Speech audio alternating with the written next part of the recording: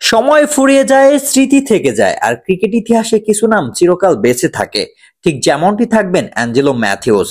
17 বছরের টেস্ট অধ্যায়ের ইতি ঘটাতে চলছেন শ্রীলঙ্কান ক্রিকেটের এই উজ্জ্বল নক্ষত্র, সাবেক অধিনায়ক ও নির্ভরযোগ্য অলরাউন্ডার অ্যাঞ্জেলো ম্যাথিউস।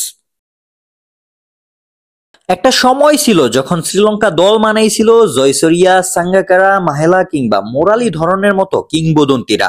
আর ঠিক তাদেরই উত্তরসূরি হিসাবে যিনি সামনে থেকে টেনে নিয়েছেন দলকে, তিনিই হলেন অ্যাঞ্জেলো ম্যাথিউস। 2009 সালে টেস্ট অভিষেকের পর থেকেই নিজেকে প্রমাণ করেছেন ব্যাটে বলে।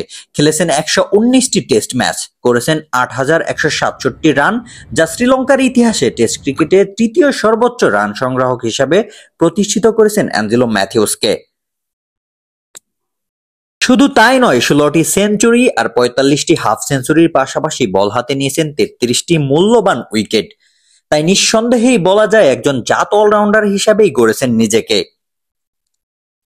টেস্টের সাদা পোশাকে তার অবদান কেবল পরিসংখ্যানেই সীমাবদ্ধ নয়, দলের কঠিন সময়ে চাপের মুহূর্তে এক নিঃশব্দ যোদ্ধার মতোই লড়েছেন তিনি। অবিশ্বাস্য জয় এনে দিয়েছেন অসংখ্য। তবে তার আলো ঝলমলে এই কেরিয়ারের মাঝেও ছিল কিছু বিতর্ক।